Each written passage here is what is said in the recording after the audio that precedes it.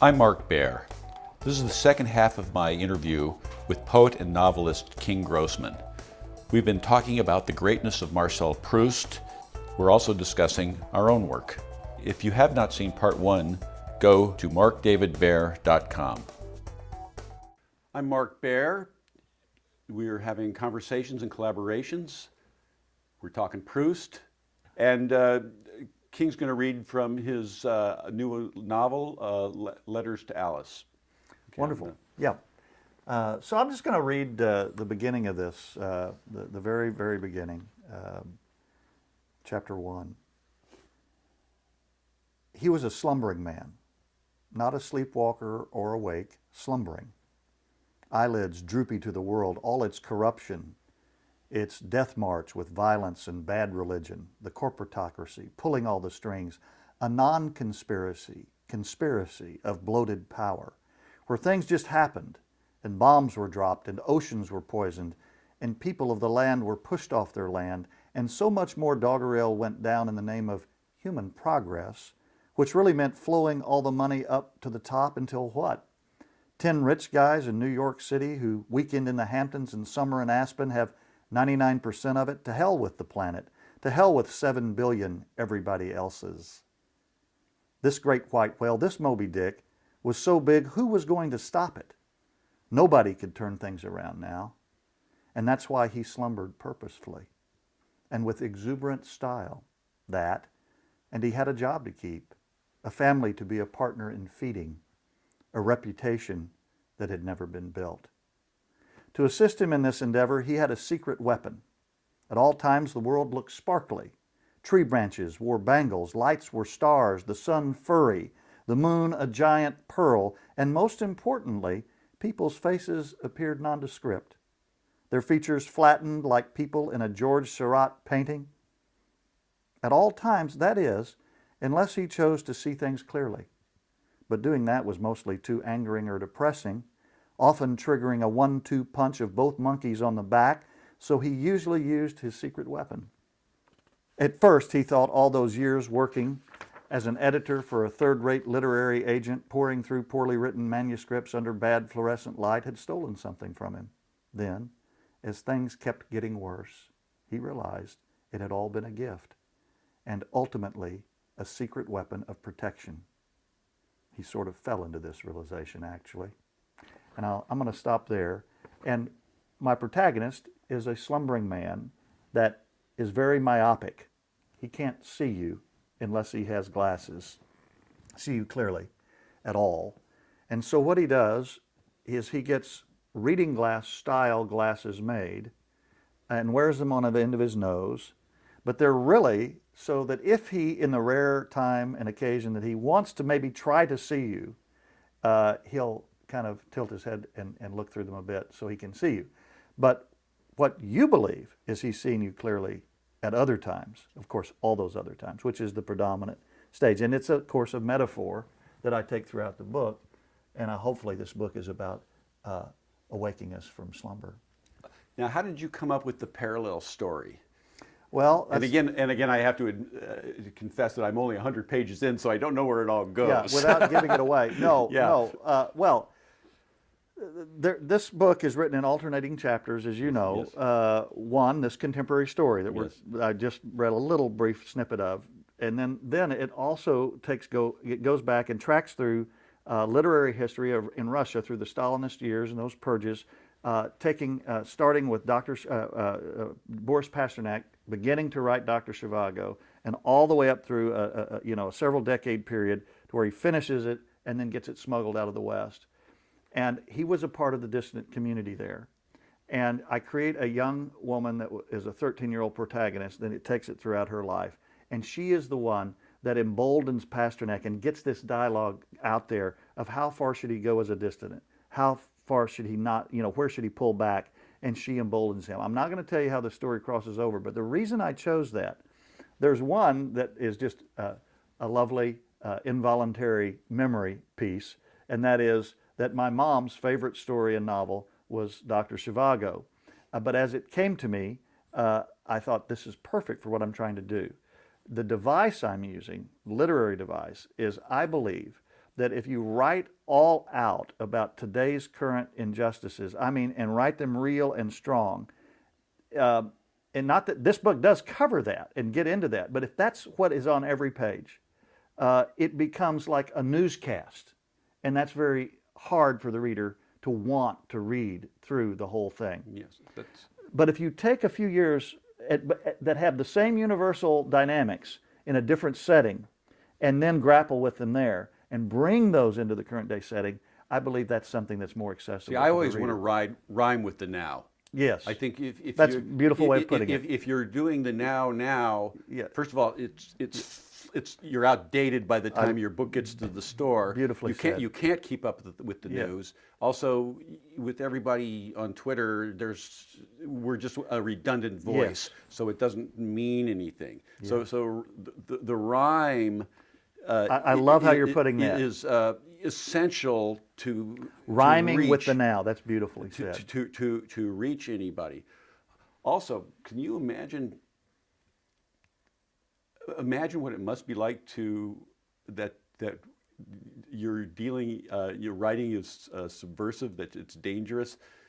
We're here with the with bad for us was when the coffee machine went down. Right. And see, this is it. I believe we should try to write, even today, writing that is dangerous.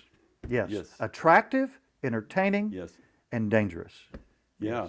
Yes. In a sacred way, in a way that makes the world a better place. The courage of these guys. Yes. Oh, yes.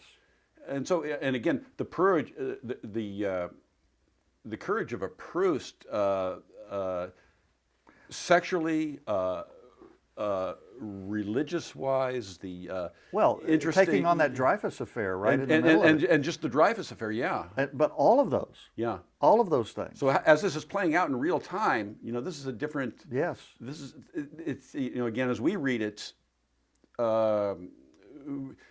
we're unless we do really deep research, we're not getting the drama that was happening in real time. No, when he was writing this, he was a full-on dissident, Proust. Yes. And he was fortunate, and he was, even though it was a very difficult society to get your voice out, it was not Stalinist Russia, and had not gone that fascist, etc. But they killed Zola. But they did, and they still kill some of their truth tellers, believe me, and will today. And I don't want to pick on France. Yeah. We are at a time, and I never thought I'd see this in my lifetime in America, but I believe it, I feel it in my bones, that we are flirting with fascism, and I never thought I would be able to say that about America, but we are, and I believe it's because we are living in a time where the facts are, in fact, that tense. They are going to require us to do something, and so this is where, again, the role of the artist is to lift us to do something good, versus go down that road. The role of an artist has, again, changed from the entertainer, the fashion plate of the 80s and 90s into something, it's like when all is irony, there's no irony. Yes. No irony is the new irony. Yes. And it is this time that's so ironic that it's not ironic. Yes. And that's where we are in this present ether. And in that regard, it's an exciting time. We feel the calling. Yes, and step into it. And we've got everything else to build on. Proust was writing this as a very modernist piece by just even creating modernism. Well, there was no this That's before right. this. And so now we have a lot to build on. Just take, for example, the experimental art movement, visual arts, and you're doing a beautiful job of this. But what it does to do real modern art today, let's call it postmodern art today, minimalist or voluptuous art that's postmodern and avant-garde. Yes. Avant-garde would be the term I'm looking for. is that it breaks down those structures and it says, what are we going to put on the canvas? And that gives us the opportunity to do something. We're at a moment where we're out of isms. Yes. And all isms are available. Yes, and all isms are available, and new ones. So we get to stand on the shoulders of all that. We get to stand on the shoulders of these greats. Yes. We get to delve into the same art form that Herman Melville was delving into. Isn't that fabulous? Yeah, but we get to play in the same game and swim in the same pool with these great ones. Yes. And if you do this struggle, you get their struggle. Oh, yes. And also, if you do this, you get to see how they're. I don't know that if you don't make art, you know how magnificent this art is. I agree with that, and yet I would also say you can make art without ever making any kind of fine art or visual art or written word. There are gardeners that are great. Absolutely. Right, and you would agree. I would. And I know totally you would agree with that. And so the beauty of this is there's this highly refined Proust, this highly refined Melville, and that has its place. But so does the fellow that can't read a word. But has the wabi-sabi. Yes. Again, what we're looking for is simplicity. They're both as profound. Yes. And so isn't that great that we get to wade into that? So that's very Proustian in the sense that he valued the dishes of Francois, his family's cook. He saw those as an equal piece of art as an austere painting. Thank you. Yes. So he was able to. Well, and the metaphor he chose for the very first time he introduces involuntary memory in the book, it's over him a little crumpet, a Madeleine, that he sees some crumbs fall a certain way on a plate and so forth and everything, and it triggers him back into something that's so much larger than that. But isn't that wonderful that he used something so small? And then when he discovered it as a writing form, it's at the end when he stumbles in the paving stones. Same thing. And the paving takes you back. Same thing. And the smell takes. I lost my sense of smell for a couple of years. I had to have sinus surgery, and not having smell took away so much of my memory. Because smell is so part of what brings it back. Thank God I have that back. The Proust experience is how many lives are going on at one moment. Well, that's right. How much of our life is happening at any moment. Yes, and I'll kind of add my take on that maybe Proust didn't delve into in his work with this involuntary memory. But not only are we remembering involuntarily those things that made us all the way along and seeing them in different light and being able to then interpret them more fully, but we're, I believe, also getting involuntary memory of ancient memory. Oh, absolutely. Of ancient memory that did not happen during our lifetime. But that's the Jungian. Yes. The archetype. Yes. In that. Yes. And so we get all of that. Yes.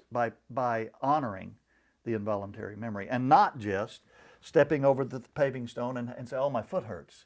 Okay. Yeah. No. Where does it take you? But allowing it to take you somewhere. Well, this is the thing. So we kind of post-Proustian.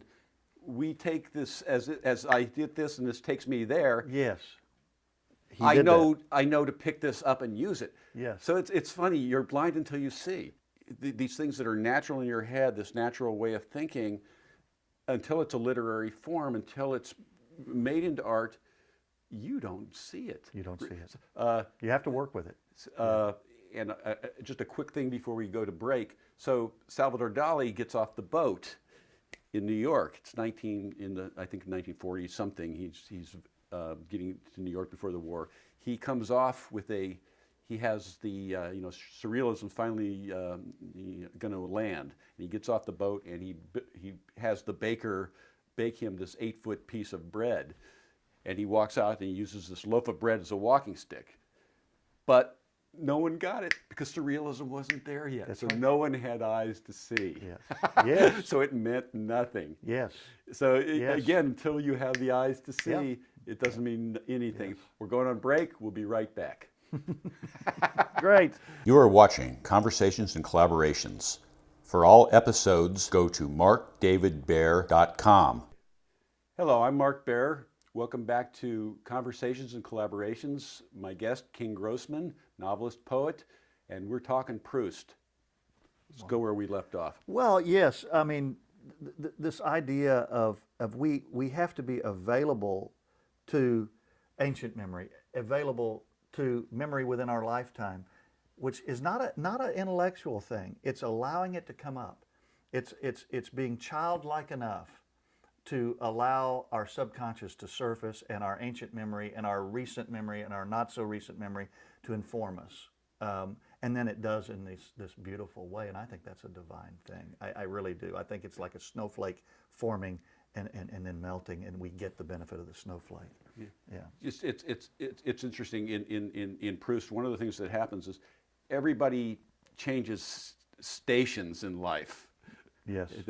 They climb up socially, they go down socially, reputations wane and ebb, and it's funny as you one of the things in my life, I grew up the first 30 years of my life in Denver, or first 20 years of my life in Denver, and I really didn't haven't had much use. My life in memory starts in Los Angeles, and that's where my creative life was. And now, interesting that as one gets older, because again, the thing of Los Angeles, California, is all about reinvention, becoming who you are, deciding who you are, and manifesting that thing to where your earliest life. That's what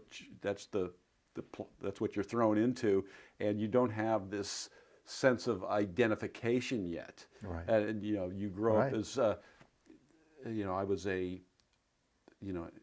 I guess I always was what I was, as as a writer, as an artist, but you don't have a way to know that yet, or articulate that yet, or find a path in yet. Yeah. And so your life makes little sense, and you stop using it. Now, as the third act starts, I'm back in the first act all the time, Yes. trying to reconstruct. But with so much more depth. Well, to have some Yes. sense of, Yes. like, as I'm saying, your life makes different sense looking back, and what I thought was the meaning, or I thought was what it was something. I have the power here to change what it was there. Yes. Lovely. With That's right. later understanding informs everything. But that is predicated on giving yourself permission as you go down this chronological timeline of your life to be childlike, to pay attention, to listen for where that cobblestone bump of the shoe takes you, where that involuntary memory, to recognize it and let it take you somewhere, which I believe means that you have to choose. And I think this may be the most courageous thing anyone can do, what I'm about to say. And that is, once you have more full knowledge of what is not working very well in the human condition, to continue to choose to see things fresh with naivete and to make something out of them in a childlike fashion. Now, that's not rose-colored glasses. No, that's just tuning out. But with the full scope of that, choosing anyway to see something naively and to make something good of that, without discounting one bit of any of the garbage, let's say. Now that's something. Well, that's something. To put a couple things together, you use the term childlike, and I, what my search has been more is for the unfiltered. I think we're talking about the same thing. We're talking about the same thing. I'm trying not to come through the intellect because, again, I'm trying to get beyond myself, Yes. my own living in my own mind is full of limits. If I think it, you know, it's Unfiltered. I'm looking at a way beyond me. Yes. So, and the unfiltered, through the dream, through the I love that word. Yeah. through the trance, through whatever. Well, or going into the page blank, Yeah. going into that abyss, And having and then having that work. So, Yeah. you know, again, I've had more luck at this painting than I had in writing. For writing, to me, it's very organized. It's very mental. I usually know where I'm going. I get out there, but I know where I'm going. In the painting, and that's purely childlike because my ability is childlike. My having the ability to write. I don't know if I'd have the ability to paint childlike if I didn't have the trained ability to write. So I have, Right. you know, I have enough training that I don't feel like I don't know what I'm doing over here in terms of what I'm putting out. It's just the technique. But I was picking up this imagery as we're talking about this topic world and this strange moment we're in. I was picking up this very dark imagery, and I'm writing it down, and I'm being true to what I'm picking up in the universe, but I'm painting stuff and I'm hiding it immediately because it was really disturbing. And you know, but I have to be, you know, you have to be honest to the zeitgeist, or else you're not delivering any news as anything is, you know what the prophet does, the artistic prophet. I totally agree. So I call my friend Meredith Stryker, who's a fabulous poet, and I said, Meredith, I'm just getting this gunk from the universe. How do I deal with it? You know, just, you don't have to accept it. And that's beautiful. That's the childlike part of Yes, this. it is. You can dream a better world. You don't have to accept this. Yes. Yes. And nice. you can change the charge. Again, as we were talking earlier, you know, about molecules changing charge. The imagery that we're getting, you know, as to quote Picasso, he was talking about what he and Brock were doing, and they had a fairly limited vocabulary of images they used when they were building cubism. But he said within those images, we can make same image means a positive charge, a negative charge. We can change the charge. We can change the meaning. Yes. And this is this is where the childish thing, we can change childlike. Childlike. Yeah. We can change the charge. Yes, We don't have to accept. That's right. And if we accept, then we're not fighting. We're rolling over. Well, and there's a power to not. I mean, and so not accepting it as fixed, because everything's in flux, right? Yes. And so we do get to make a difference. Yes. And now science is beginning to catch up with this mystic idea that we're talking about, that quite frankly religion got more right than science, and now science is catching up, because in microphysics we're beginning to understand that if I actually change my mental process and or heart set and can get in a more serene, harmonic place, that it simultaneously changes other molecules out here, outside of me. There's a great movie called I Am, done by Tom Shadyac, who was a very successful producer of Jim Carrey films, but he left all that and started trying to find some deeper stuff, although some of the themes, I don't want to sell his work too short, because some of the themes in those pop films were still good and important, but he made this choice. And so he goes to the scientific community. I really recommend this movie. But it shows you the science in a documentary fashion of how, in fact, if I change the flow of my molecules to more harmonics, simultaneously across the way other molecules are changed too. And now this is being proven by science. And so isn't that what and so one other thing I'll say about this childlike and what art is good and disturbing and joyous and uplifting and creating how do we sort all that out?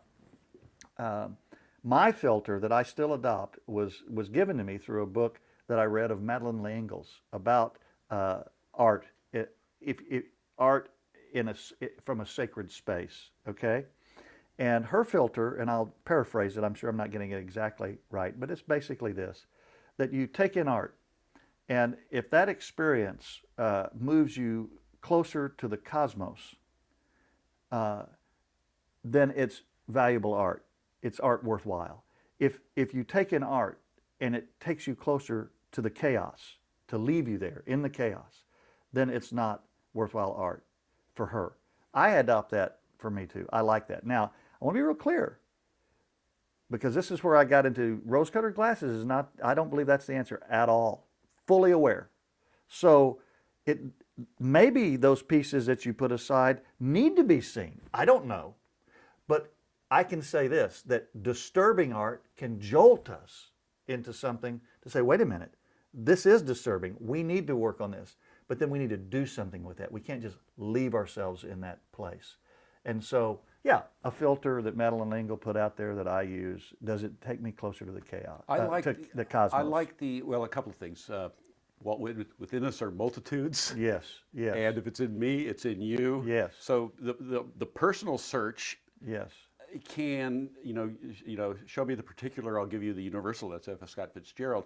It's trying to write a universal character doesn't work. You have to do a very personal Marcel's, very personal, quirky, but within him is all of us. yes. And I feel if it's in me, especially the darkness, it's in you.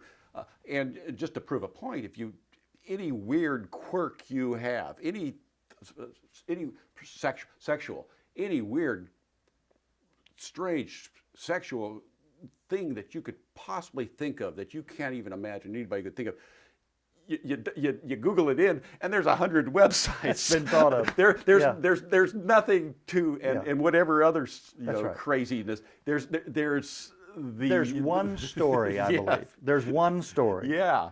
But what we get to do is add our voice. And what you did perfectly, what I love in the, just to bring this around, because again, why do poets write poems no one will read? This is one of the essential questions that I'm doing. And as you did with the Kafka quote at the beginning of this book, my favorite quote of is it art is prayer? Is writing is prayer. Writing is prayer. He was a okay. writer. Yeah, so writing is prayer. Yeah, but writing is prayer. That's what he said. The same idea. There may not be. Well, Kafka wanted to destroy everything. He meant for his work not to be seen. That's right. But he did the prayer, and so it is this. That's its own justification. Oh, it has. I think it has to come from there, and then that's where you'll find the universal that somebody else may want to read. Right, because that person is motivated to tell as that's true right. as possible. Stay away from writing.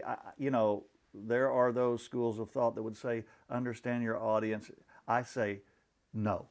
I say, go inside, write the story you need to write. Scare yourself. Scare yourself, heal yourself, write it go deeper and deeper, continue. I start with the heart of my story, and this is something that came from Aram Pamuk, the great author. He wrote a book about writing, and it was something out of his thinking, but it totally appeals to me, and that is, he has an idea for the heart of the story, right? And every word has to enhance or search for the heart of that story, okay? But as he writes the work, he finds a better heart in the story, and he goes with it, and that's the truth. If you go deep into your art, you're going for something, and then you find something that's even better. You don't discard that first heart of the story, that first thread. You leave it in and develop it, but you find even a better one. You want to be surprised. And that's where you know you're onto something. I'm going to leave us there. All right. It's been a pleasure. Anyway, this is Mark Baer, my guest King Grossman. We're having the Prouse Experience, and see you next time. Adios, baby. I hope you've enjoyed this episode of Conversations and Collaborations. For all episodes, go to markdavidbaer.com. See it now. Don't wait.